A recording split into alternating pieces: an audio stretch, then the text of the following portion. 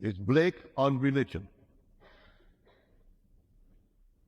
William Blake was born in England in 1757 and died there 70 years later, 1827.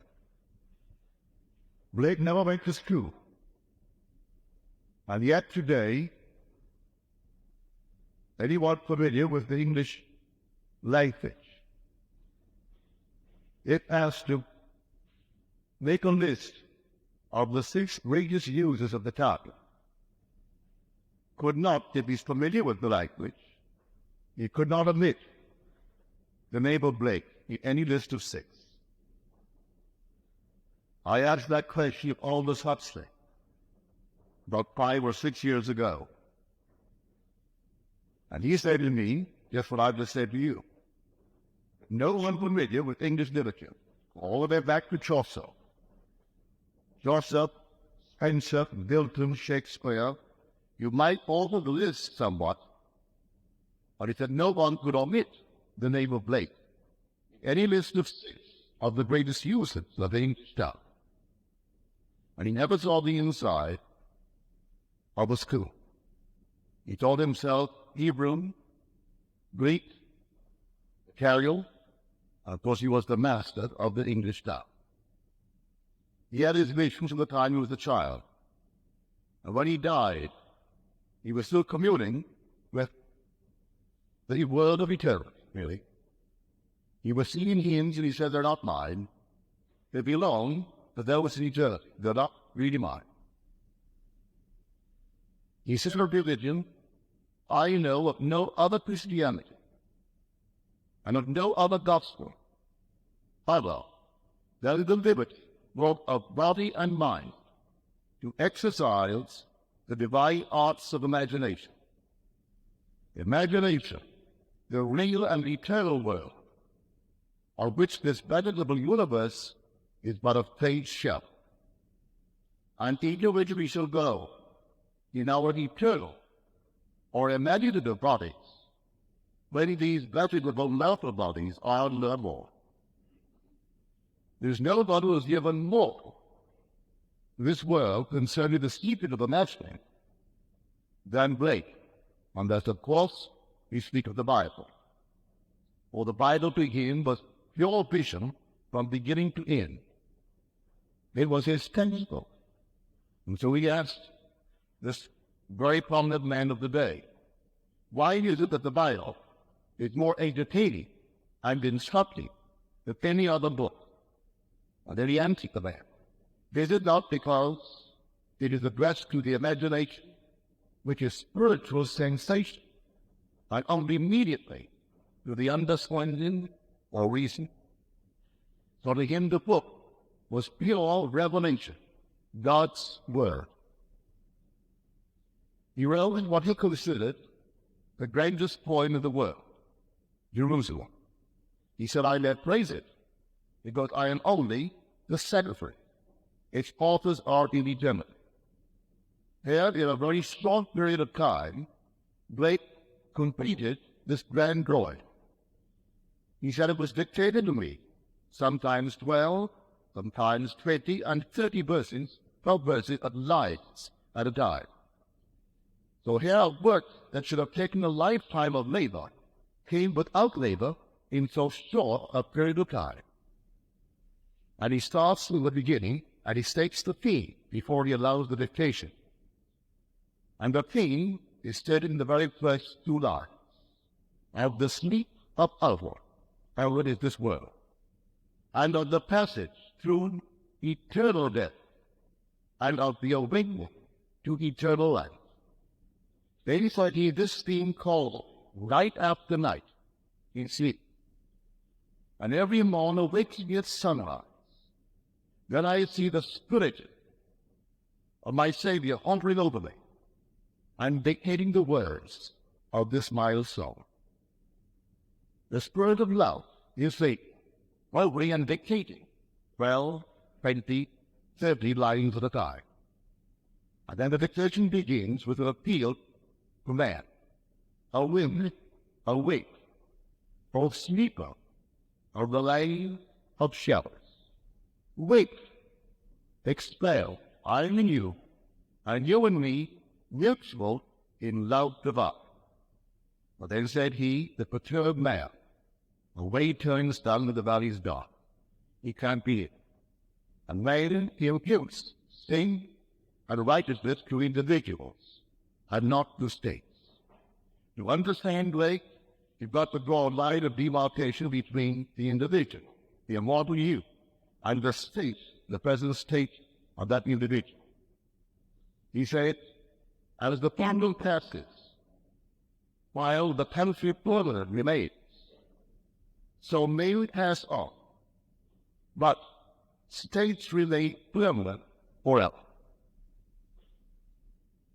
So we must distinguish between the state and the individual occupying that state to understand Blake. He said, all that you behold, though it appears without, it is within, in your imagination, of which this world of mortality is but a shadow. And he constantly reminds the reader never to condemn anyone of this world. Or said he, I do not consider the just or the wicked to be in a supreme state, but to be states of the sleep which the soul may fall into in its deadly dreams of good and evil. So come, Lord Jesus said, and create states to deliver man evermore. So you see someone who is not feeling well, maybe he's up against it financially, maybe things aren't going as they ought to go, that's a state. If you know the difference between the individual in that state and former state, or a future state that you can create, you're going to lift him out by representing that individual to yourself as you would like to see him, and put him in that state. Do it without his knowledge, do it without his consent. You can do it. You can create a state and pull people out of horrible states into lovely states. Leave them in the lovely state, and they will simply occupy it beautifully. And today will be the only state, the only real state is what they're in at the moment when you pull them into it. And he shows us how to do it. He said, I have powerful vision see, and a powerful vision is given to me. His purple in my supreme delight, and threefold in soft viewless light. His twofold alls may God us keep from single vision and mutant sleep. Single vision to him will still be the ordinary physical sight, but this is what it appears to be and nothing more. Double vision is where everything is but a symbol. I told you the story the morning I opened the little girl 5 years old. Well, heard of this sister, who was 3 this past year, taken to the beach by her grandmother. In the beach or out on the sea were piles dribbled into the sand, walking some bumping. And she turns to the grandmother, she said, Grandma, look, sticks bathing. Well, it struck the mother funnily, the grandmother, and she recorded it and told me about it. But this little child, not yet hating with the adult mind, saw sticks bathing. They were not simply piles in the sand. Unsightly, not to her, she rejoiced and wished at the moment she were a stick. And out of that water, the bathing did the sticks, because today, or to the little mind, she endowed the sticks with animation, something alive, and they were bathing. That's double vision. And he speaks of it, to my outward eye, it is simply a pebble or a thistle along the way. But with my inward eye, it's an old man gray. Looked at a flower, he saw a flower with the outer eye, and with the inner eye, he saw something entirely different. Don't you practice that? You look at something along the way, and you see it entirely different. He said, I wait to the heat and the wild, to the thorns and the thistles of the way. And they told me how they were beguiled, driven out, and they compelled to be chased, as he called it. Their things were the outward eye, a thistle and a thorn, and he communed with the thistle and the thorn. And they spoke to him and told him that they were simply the embodiment of the suppressed longings of the normal longings of the human heart. He communed with them, and they spoke to him. All this was double vision. Now, threefold vision, you must practice. Practice it tonight. Everyone must or should practice it. What the little girl did, that's threefold vision. He imagined herself in a living room with all glass walls. That's an image. The room is an image. And she is an image. The mother is an image. And all that she did, she blended and intermingled images. She married her. And then they produced offspring. The offspring was the result in the world where a home was bought by her father. She did not consult the father. She simply took her mother into her uncles, and together they played the part. And then the father had a change of jobs, increased income, and he bought the home. So that is threefold vision. If I bring you into my mind's eye and represent you to myself as I would like to see, and persuade myself of the reality of this imaginative act of mine, that's threefold vision. What does it imply? Well, it implies good fortune for you. So I'm doing something which would imply something else. That which is implying is the offspring of my image. I bring you what expression on your face. I listen to words coming from you where you tell me how well things are going for you. All this image, I intermingle and blend it and marry it, and then it produces the result I am looking for. The result is the offspring of this blending of images. That's threefold vision.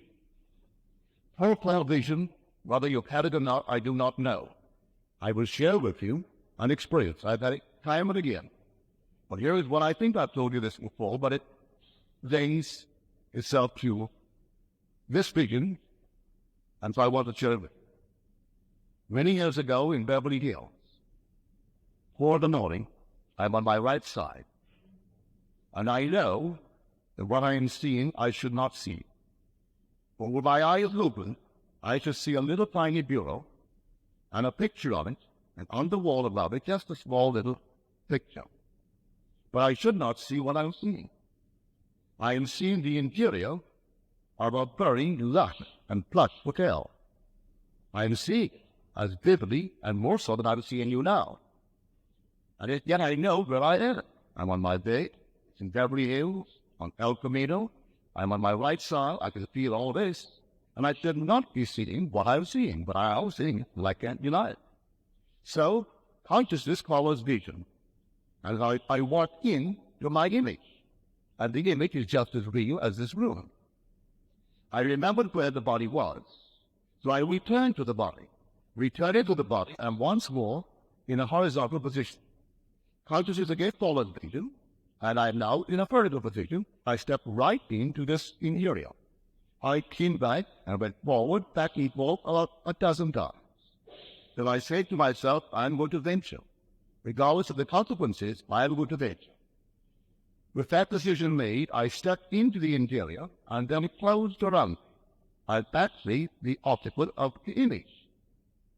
And the room is just as solid as this room. But I am shut out. There is no way back to Beverly Hills and Earth and that body on the bed. Well, I am in an entirely different world, but the world is solid. I touch the bureau, and it's solid. I touch the walls, and they're solid. Then I go, well, now I'll explore. I'm here for this purpose. So I came out of this room as it closed around me. I came into a large passageway, which led down to another hallway. I walked to the end, and then as I got there, it was quite well lit, and I saw 2 ladies walking by. And as they started by, I spoke to them. And I said, ladies, this is a dream, you know. And they were afraid, as any lady would be afraid if a total stranger met them in a public hallway and told them that this is a dream. I know you would be afraid. And so they either thought into the presence of a mad person or something, but they were startled. But that world was so solid they couldn't go through the wall. They wished they could, but they couldn't. It's a real world. Then I looked up, and I noticed over my head a peculiar ornament. I had seen a similar one in Norfolk, Hollywood, in a friend's home. At the time I asked him, how does this thing really made up? And he said to me, if you look closely, you will notice an almost, but not quite, an almost invisible thread that is anchored to the ceiling by that almost invisible thread. It gives the illusion of floating. It was a copper thing, very lightly done, beautiful leaves, but a very large picture. And so I thought, well, now this is only a memory image of what I saw in Hollywood. So this I know is gossamer. So I put my hand on it, and I say to the ladies, I'll show you, ladies. And I really thought that when I touched it, it would disappear. As I held it, it was solidly real, just like this. I then said to myself, well, Neville, you know exactly how this thing happened. Your body is in Beverly Hills on a bed. Your wife is in that bed. It's a double bed. That house is on El Camino, and that's in the state of California, and California is in America. This is a dream. You know it's a dream. You know exactly how the whole thing started. You saw, while on the bed, what you should not have seen, and you ventured. You stepped into your image, and the image became real as it is now to you. So wake up. And I said to myself, come on, wake up. And I actually felt myself waking, as it were, coming to. And I'm waking, fully awake, and I'm standing in that hallway. And no possibility of return. There's no road back. I say to myself, look, you know, this is stupid. You have unfinished business on earth. You have a child not yet educated. She's in high school, and she has the ambition and the talent to go to college. And so it is unfinished business. When you, tomorrow morning, your wife will wake, well, the body will be dead. You'll have to perform not like he did, you were ill. And it will bring you some kind of a verdict, but whatever the verdict is, you're dead. And here you are, fully alive, in an entirely different world. So standing there, I shut my eyes, and, as would happen to anyone else, I couldn't see anything with my lids closed. I opened my lids, and here I'm still in this room, this hallway. I did it several times, and then I decided to try something that once before succeeded in bringing me back, and that was the sense of touch. That's why I know beyond all doubt that Blake was quite right when he said imagination is spiritual sensation. So standing vertically, I assumed that my head was on a pillow. I simply assumed and imagined the sensation that I would feel were it true, and I could feel a pillow. And strangely enough, on feeling a pillow, I had the sensation of being now on a horizontal level, not vertical. And then I could feel the pillow. And I said to myself, well, at least I'm back. But I'm cataleptic. I could not move my body. I couldn't move any part of it. In about, say, 20 seconds, I could, with tremendous effort, move this little finger on my left hand. A little while later, I could move it from the elbow. As I got that motion, I pushed it out, and I felt to my wife's body. I knew then I was back, but I couldn't open my lips. My eye was actually seeing. Then maybe another 15, 25 seconds, with tremendous effort, I got the eye open, and here are the familiar objects on the wall. The little picture of the bureau, and I'm back. Then I begin to really move it, and then return to normalcy. That's pole vision. When you're seated in a chair, and you see what you shouldn't see. Not the familiar objects, but something entirely different. When you venture now and step into your image, that's what he makes. If the spectator could enter into these images in his imagination, approaching them on the fiery chariot of his contemplated thought, if he could make a friend and a companion of any one of these images of wonder, then he would rise from the grave. Then he would meet the Lord of the air, and then he would be happy. That's stepping into the image, and the image takes on all the qualities of reality, just as real as this room entails. And you know beyond all doubt that nothing dies. You actually see it, that nothing passes away, that the world does not come to an end where my senses cease to register it. It continues, everything continues.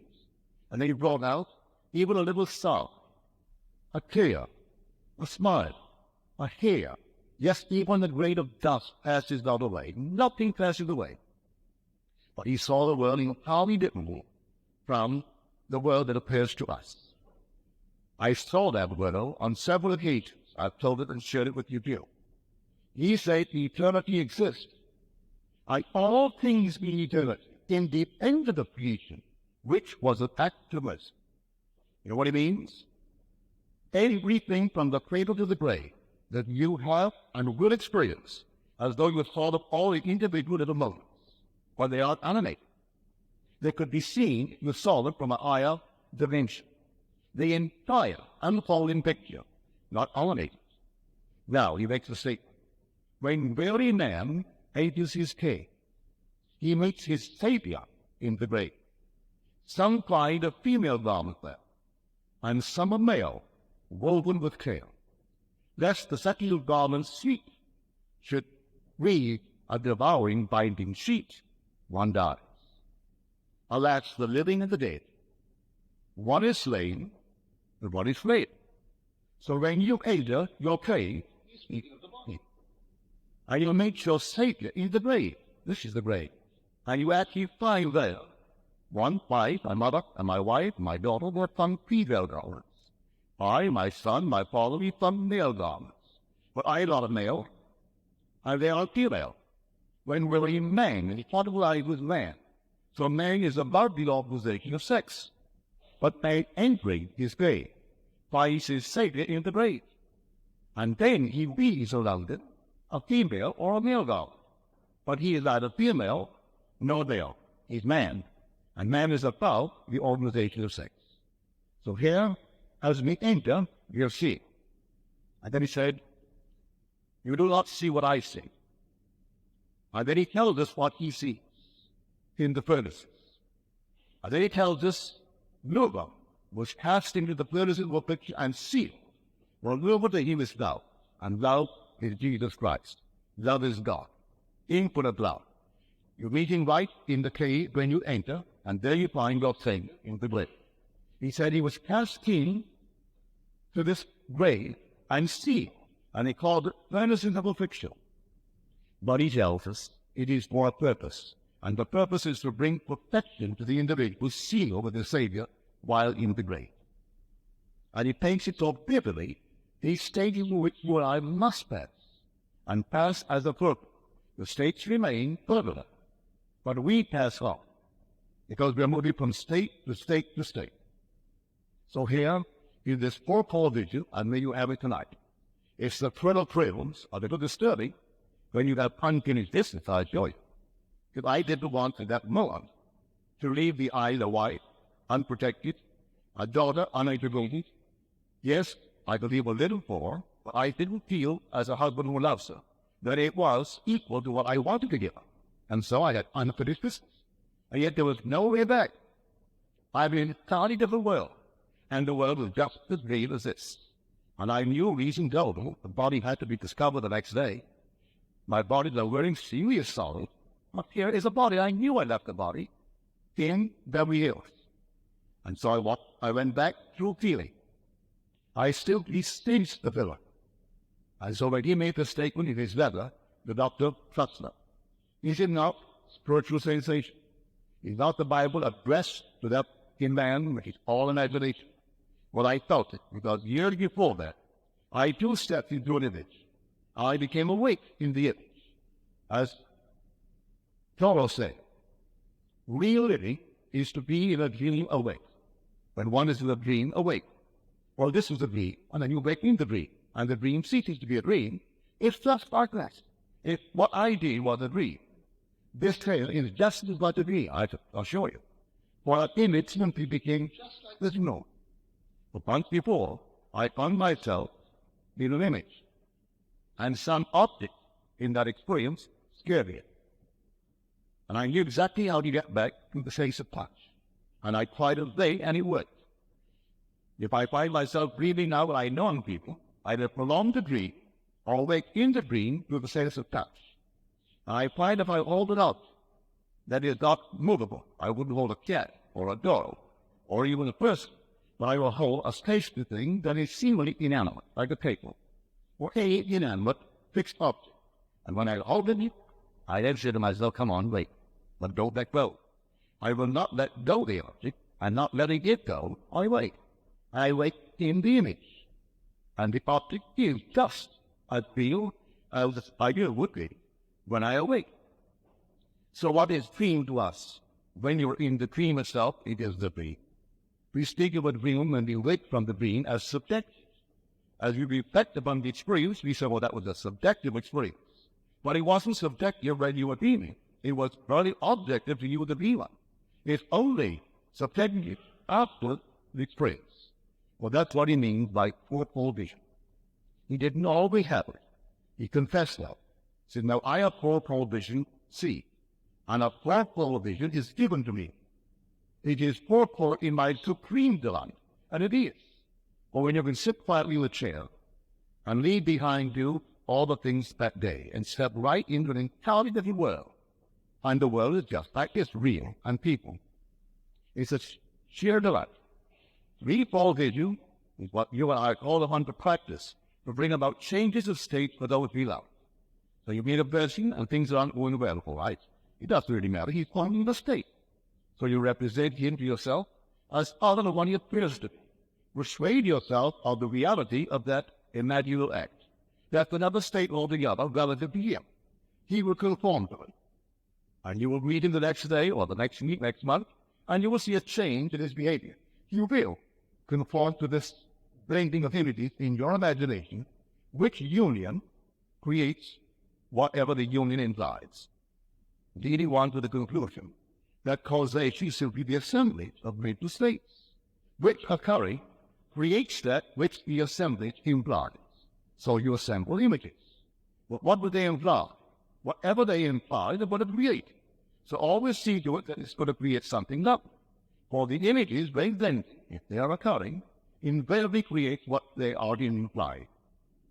Anyone can do it, and you're invited to try it. That's what Blake taught. And from the time that he could breathe, he was teaching those that he met the difference between the individual and states, and begging man not to impute sin and righteousness to the individual, but to the state. He gets out of the state, and he leaves behind him all that state radiated. When he's in a state, it seems to be the only reality.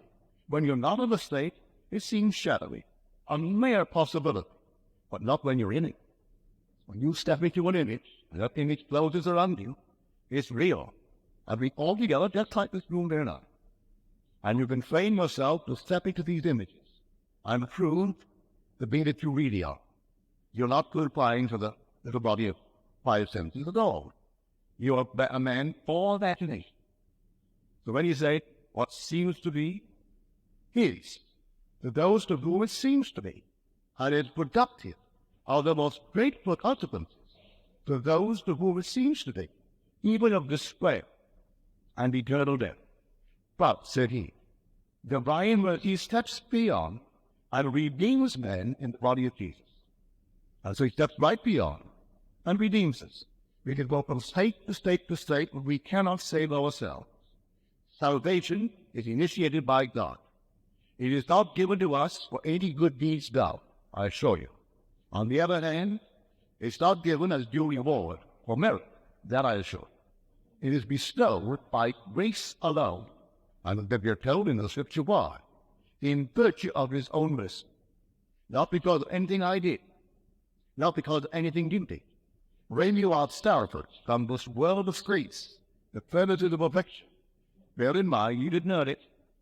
Not one being in the world can earn his own salvation, but it will be given to it by the mercy of God.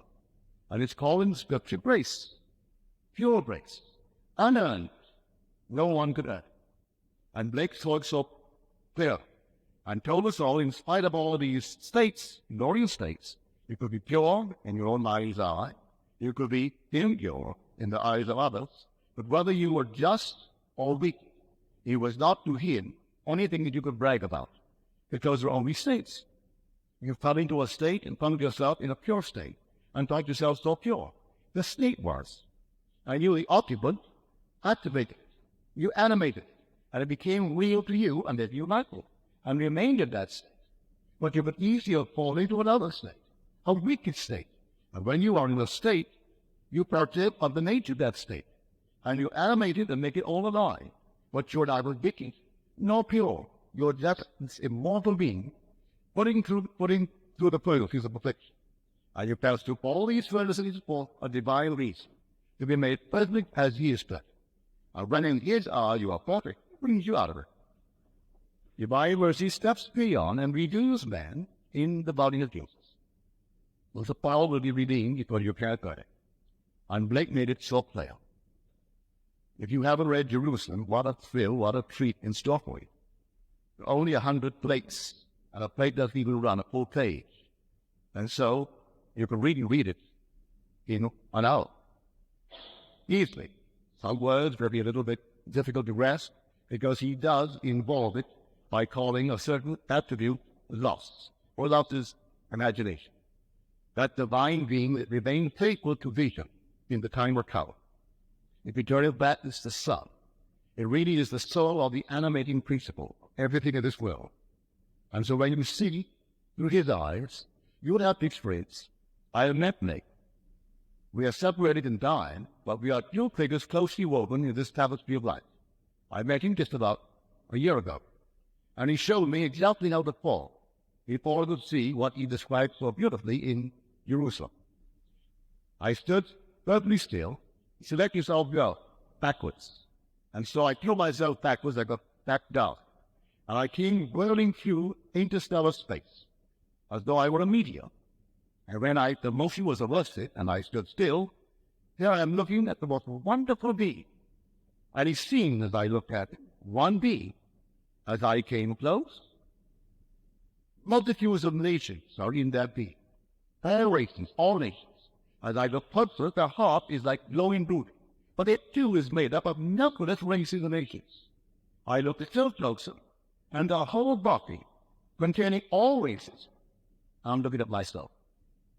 Here the place is my place, and yet in that one being, all the races, all the nations are contained.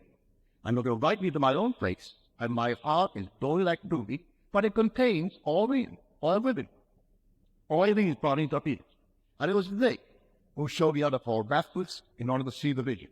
And so I tumbled backwards, just like some medium whirling himself through space. And now, actually, that's what I saw. So although we are parted in time, he died in 1827, and I was born in 1905. So our paths never met on earth, but in the spirit they certainly meet. And so his visions are my visions. When you say eternity exists, and all things in eternity, independent of creation, which was an act of mercy, I'll tell exactly what he means. One day I stepped in spirit, went into a room, and here, dining, family of four. Two boys in their 20s, early 20s, and father and mother. And coming through the door is a lady bearing food to the table. Through the huge big glass window, I could see birds in flight. I could see the ripple of the grass as the wind blew it.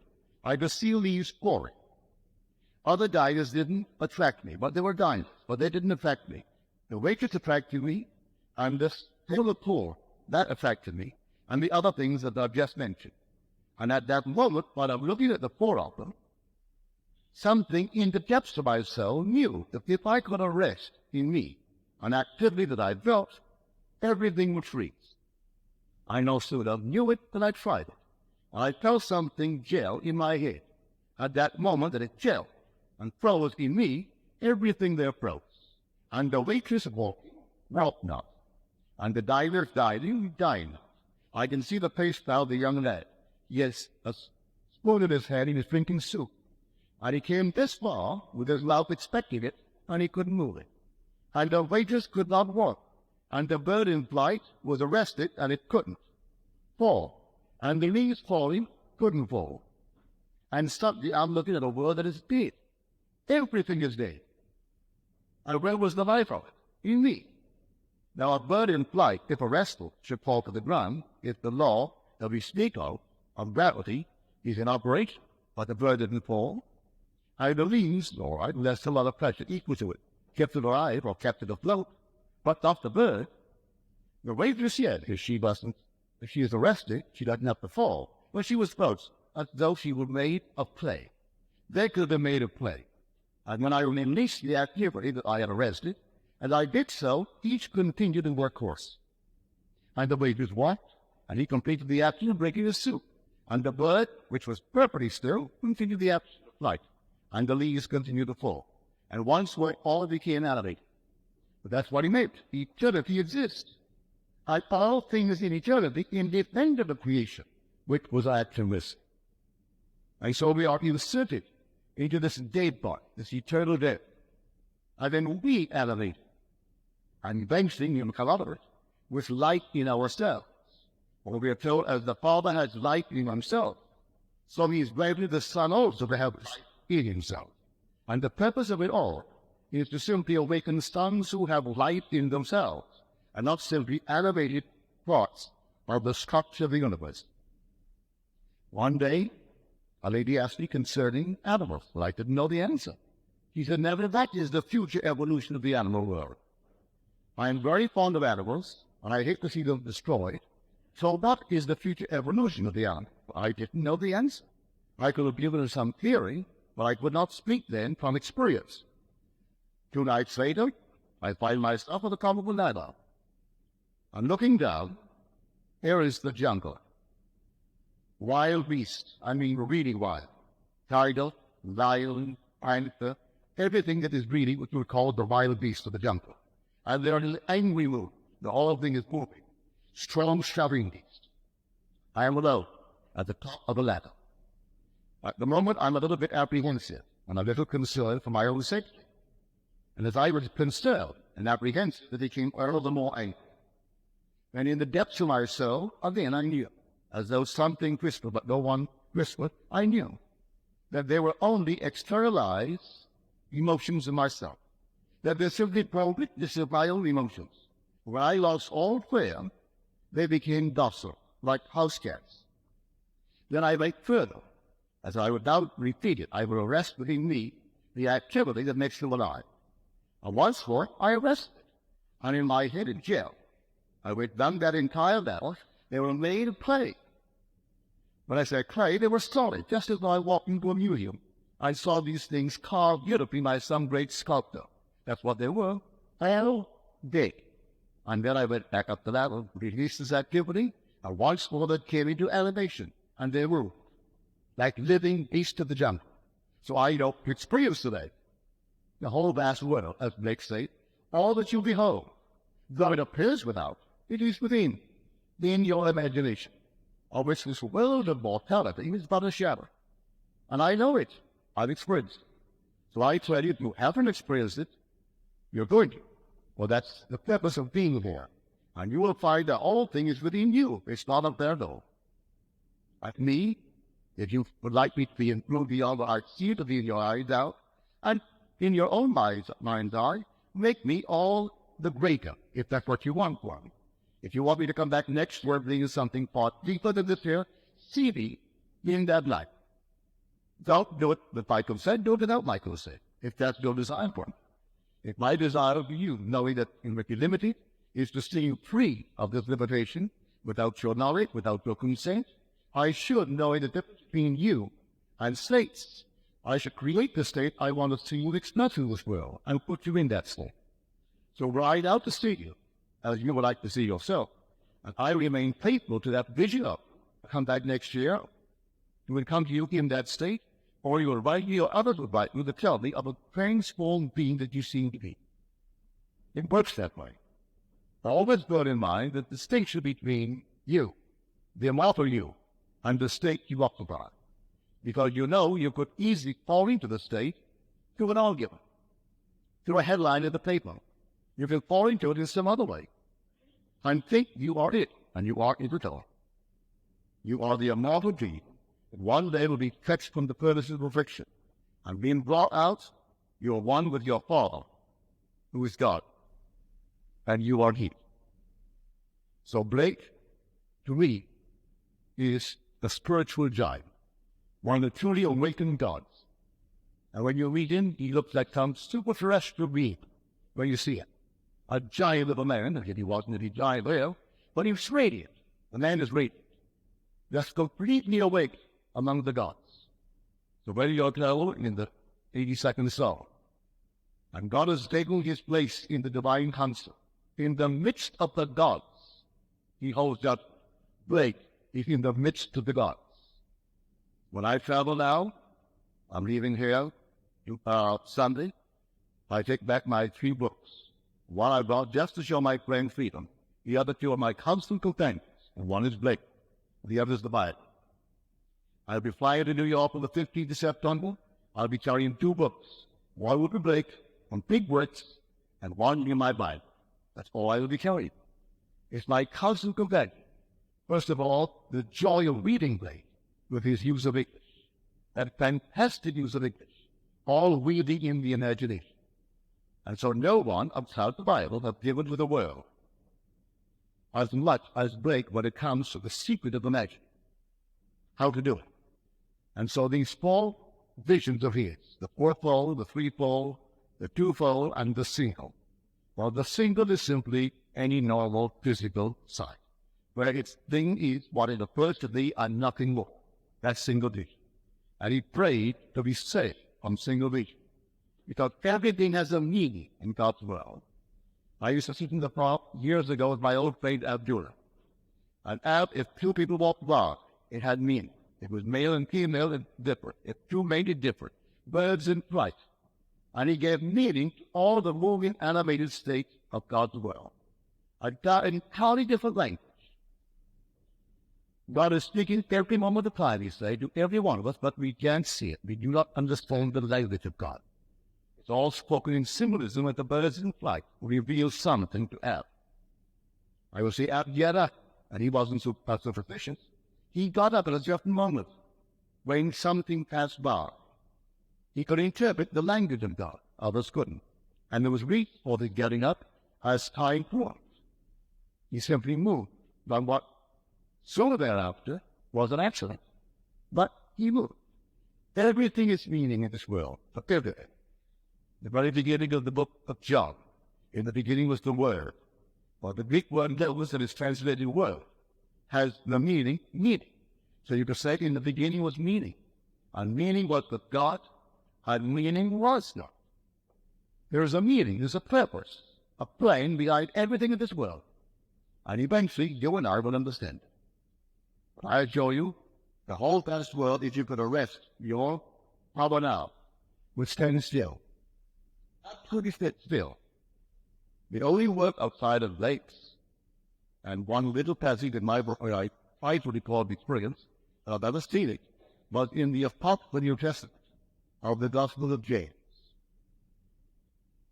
And here in the book of James, the words are put into the mouth of Joseph, the night of the birth of Christ, where he goes in search of a Hebrew midwife, because he wants it for his wife. And as he starts, the heavens stood still, and the shepherds tending their flock, they stood still, and the little land is drinking stood still, and the lame eating stood still, and everything was frozen as though dead. And then suddenly, all moved on in their course. So it's the only recorded thing that I've ever heard of, and that's in the book of James, but the effect of the book of James. And you can get it, the Apocryphal New Testament, and look up a passage called the Infant Gospels, and look at the one under the Gospel of James. And this was experience given as an experience of Joseph, where the night that he will fall as Christ, then the heavens stood still. Well, that's the power that he tasted of the age to come. Or that's the power of the real in the age to come. And you taste it now, just glimpses of it, because you're rising into a world completely subject to your imaginative power. So if you haven't read Blake, may I beg you to get a copy and read it. You may not understand in the very first moment, but reread it. I keep on rereading. First of all, for your, well, if you like English, just for the joy of reading with English, read Blake. Count and take words and do with words what Blake did, and that to the world. So 200 years ago, he made his pamphlets, and then left to us, although he himself was completely unknown. And you mention any one of the day when he walked in earth, and they're completely unknown today. But Blake has become known, and he grows bigger and bigger every year in the eyes of those who understand the literature. And those who were considered great in his day are completely today unknown. Because the king of England in those days was simply Mad George. And we only know him today because he lost, for which we are very thankful that he lost it, but he lost his greatest colony. which was right. And we are very grateful he did, but he was as mad as a hatter. And he's only known for his madness. Now, Blake was not mad, but because of his victims, they called him mad, and said the man is mad, because he spoke of things mortal eyes could not see. Yet the same who called him mad would read the Bible. Well, can you conceive of the description of God on his throne as described in the 6th chapter of Isaiah? And he beheld the Lord, the Most High, sitting on his throne, and he paints a picture.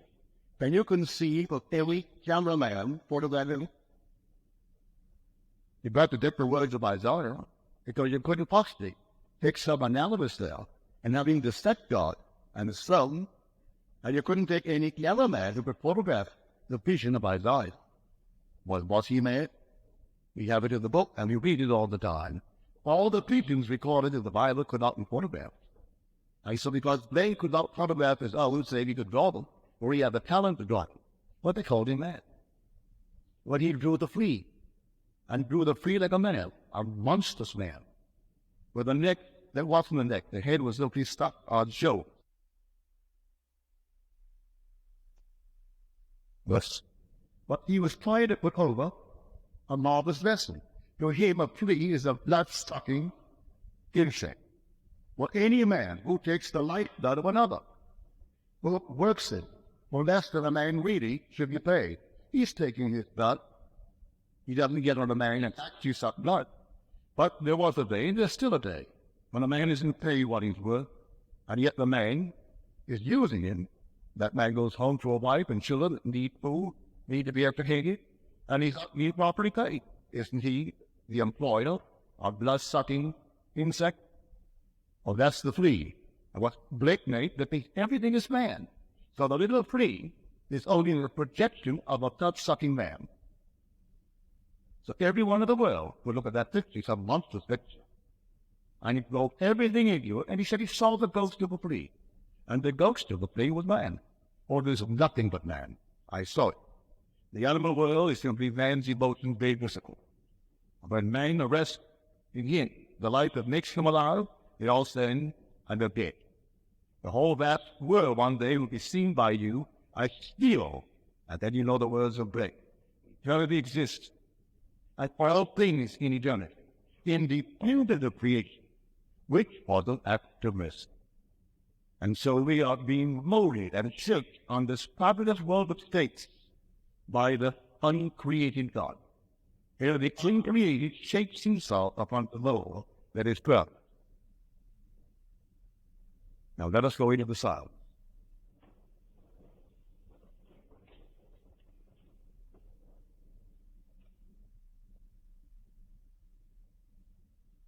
Lord, are there any questions, please?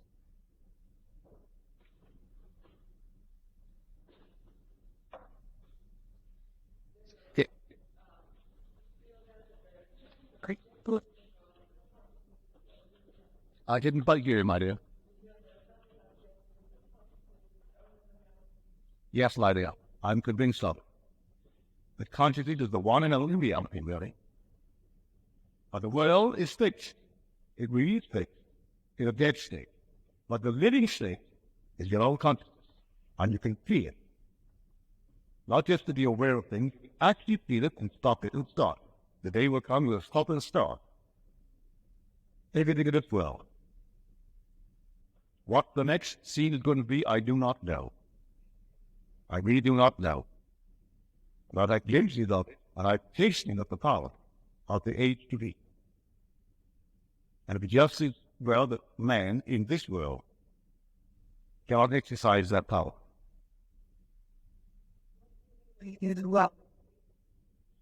Well, I saw people dining, and they seem to be completely independent of my perception of them. They seem to have freedom of choice in either drinking the soup or not drinking it. The waiter, or that is the waitress, coming through the door, when I first came into the room, well, reason told me everything I saw was actually independent of my perception of it. But then I knew differently 1 second later. I knew that they had no life in themselves, that the life was in me. So I arrested that life in me, and they were dead. And this action would have been there forever if I had not released that life in me. I came upon a scene that was animated and seemingly independent of my perception of. But it wasn't, because I discovered 1 second later that I could arrest an activity in me, and it would breathe, and it did. And the bird, as I said, the bird in flight, should a bird in flight, if arresting, the motion arrested, should it not fall? If the law of gravity is true? But it didn't. I could have held it there indefinitely, because the motion was breathing in me. But one night the voice said to me, at the time I could not understand, but the voice has never lied to me. So the depth of my soul, a voice is speaking. You do not move. You wake any more than you move on your faith in sleep. It is all a movement in mind. But the movement in mind, I knew that I came to bed that night from the living room. I knew the next morning I would get out of that bed.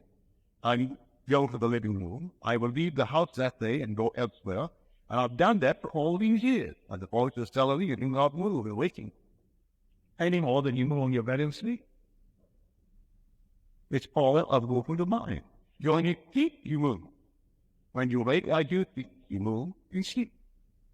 Well, then when you come in the depths of my soul, I'm meditating ever. I to discover that he is meditating me, and he is the reality that is causing the seeming motion, but he is moving. So was the voice speaking to that depth of my soul that is there in meditating? As Jung said, when he saw himself, he was afraid, and he woke frightened, because he said to himself, so he is the one who is meditating me. He has a dream, and I am it. And then said Jung, and I knew when he awakened, I would no longer be. So, but still meditating you caused 89 years of seeming motion all over this world. But the being he encountered, when he was then 69 years old, was there before he came from his mother's womb, meditating him. He was dreaming of an experience in 3 dimensions which he needed for increased awareness to further his own self-realization. But he, the meditating being, was not moving. And if he was the cause of Jung's experience, 69 years, and beyond for another 20 years, where he died of 89, well then the voice is telling me the truth. For the voice was speaking to this little thing here. This is the garment that I'm wearing. So the voice was addressing itself to the depth of my soul. You do not move in waking any more than you move when you're bathed in sleep.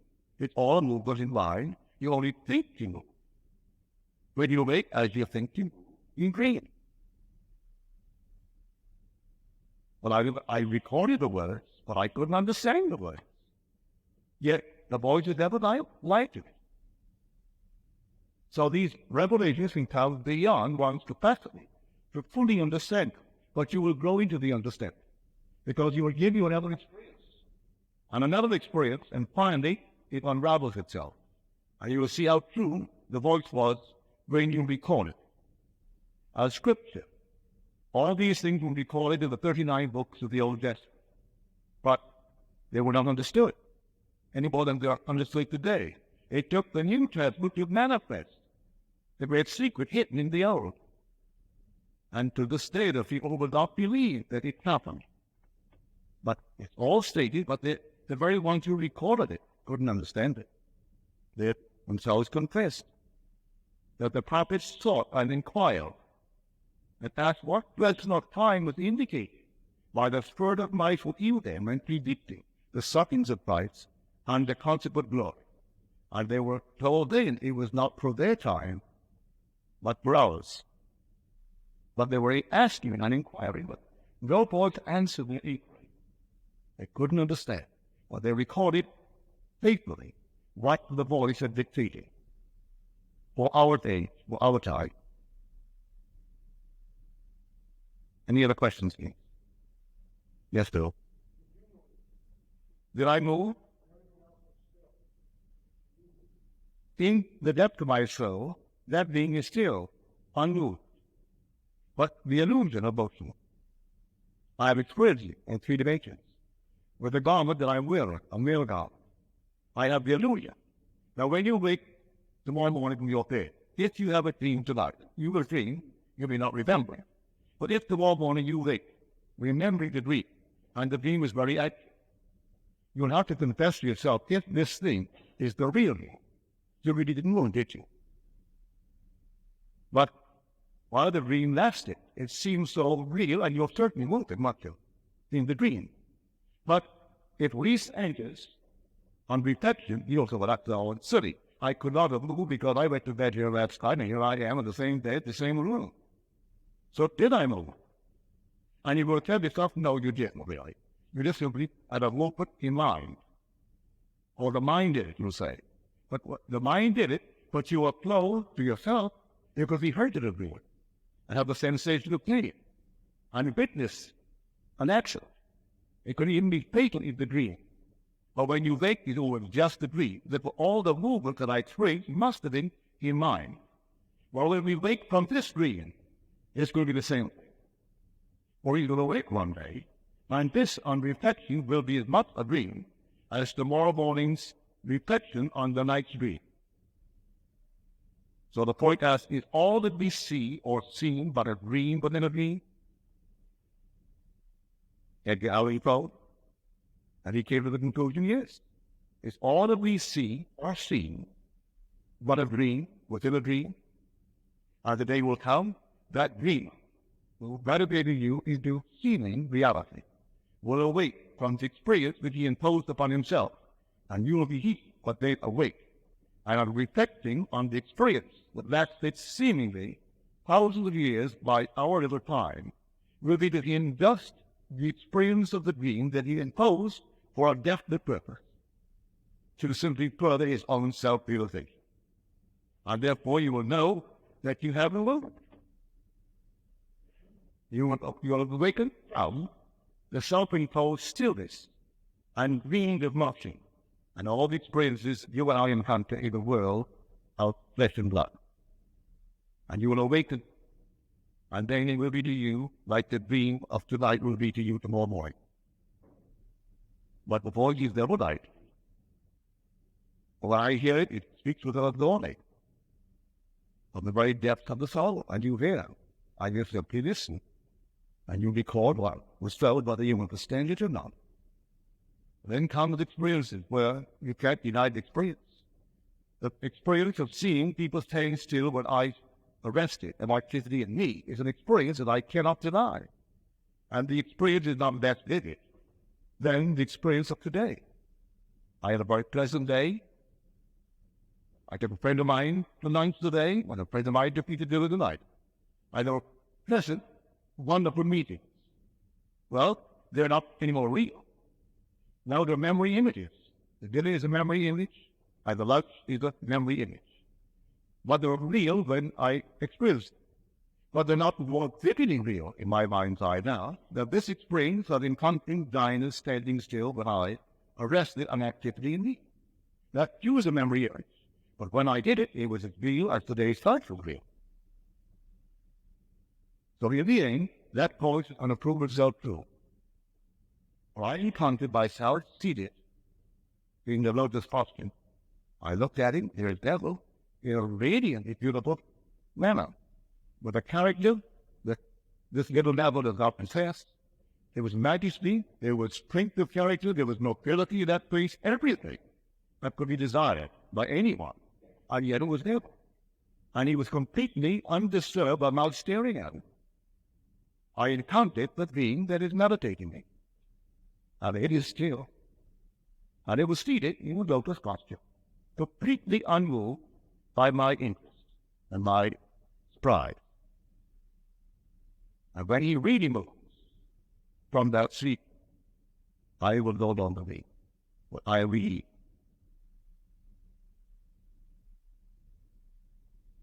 Well, we're here on Sunday morning, and that will be our last for a year, but then you repeat, it's not the last of the message, for Freedom Barry is in our midst, and I think you all know it. So again, let me ask you to please take one of his cards and read it. It gives you all the information that you will need concerning the text. Again, thank you. and cut to the